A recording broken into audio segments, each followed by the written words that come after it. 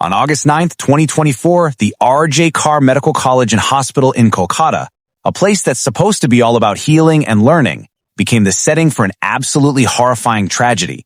So today, we're going to walk through the events of that night, what happened after, and the really tough questions it raised about the systems we trust. It all starts with a fundamental promise being broken.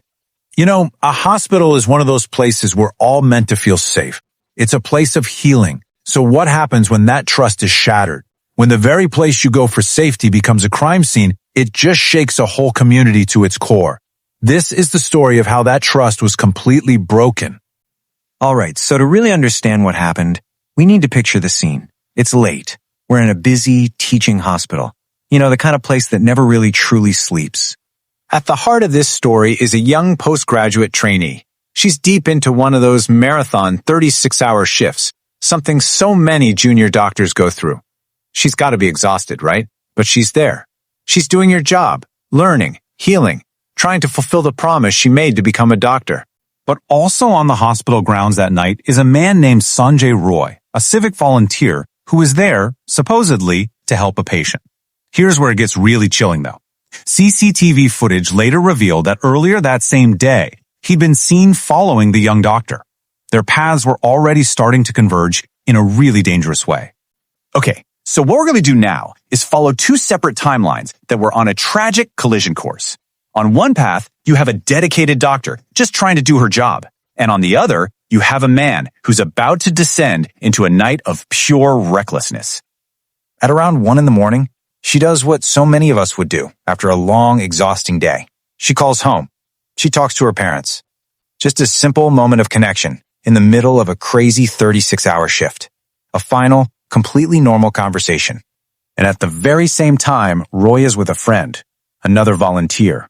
They find a spot right behind the hospital walls, and they start drinking. The contrast couldn't be more stark. Life-saving work happening just a few feet away from this. So after her call, she's hungry. She and two of her junior colleagues decide to order some food. And they make a simple plan. They're going to go watch the Olympics javelin throw event on the TV in the seminar hall on the 3rd floor. Just a little moment of relief to look forward to. Roy's night, on the other hand, takes a much, much darker turn. He and his friend leave the hospital and they head to Sonagachi, a local red light area. And from there, they move on to another one, a place called Chetla. Now this is just heartbreaking. The doctor kept a diary. And that night, she wrote about her future. She wrote about her dreams of earning a gold medal from her college, her goal to work in some of the best hospitals in the country. The on-call room was occupied, so she just found a mattress on the floor of that seminar hall to get some rest. Her biggest dreams written down just moments before she fell asleep.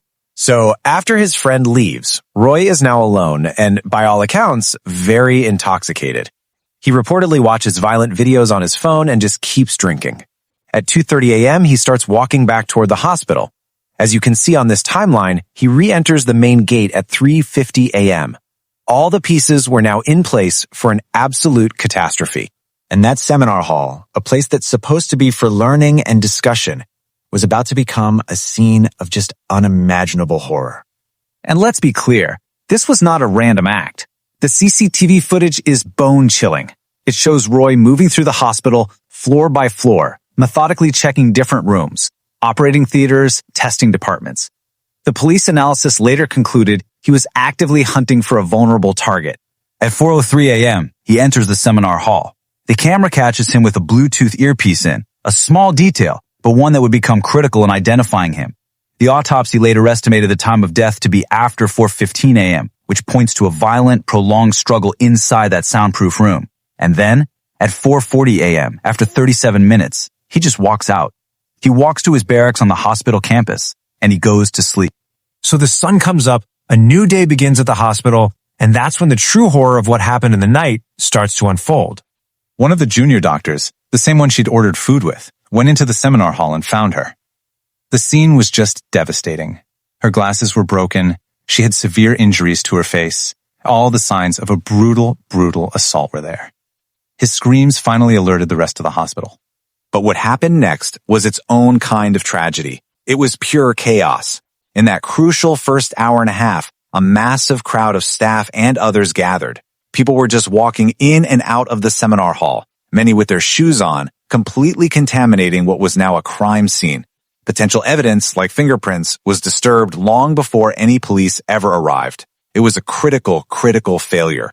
So the crime itself was horrific, of course. But the way the hospital authorities handled the immediate aftermath, well, that's what drew intense criticism and accusations that there was an attempt to cover something up. Just take a look at this timeline of the official response. The hospital principal, who lived right nearby, was called immediately, but it took him an hour to get there. Then, instead of securing the scene and calling the police right away, he goes inside to look around himself.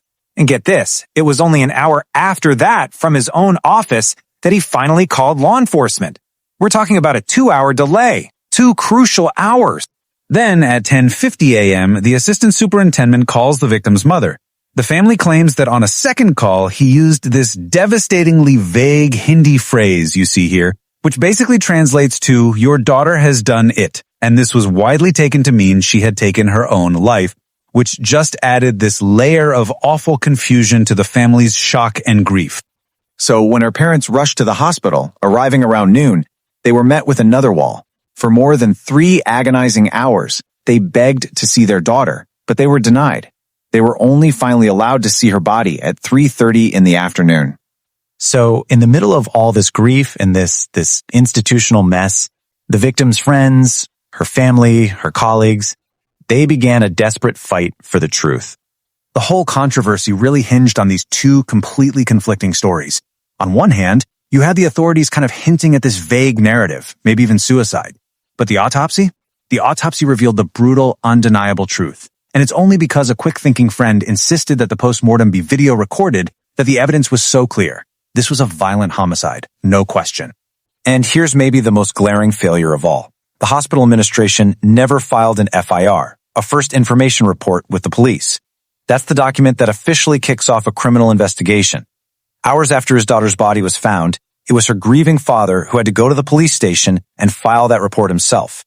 This, understandably, led a lot of the doctors there to suspect there was a deliberate attempt to hide what really happened. And so we're left with this question. The crime committed by one man was an act of profound evil. But the actions that followed, the delays, the confusing messages, the incredible insensitivity, it all raises a deeply unsettling question about the systems we're supposed to trust. It really forces us to ask, when a tragedy like this strikes, is the initial crime sometimes just the beginning of a second, deeper injustice?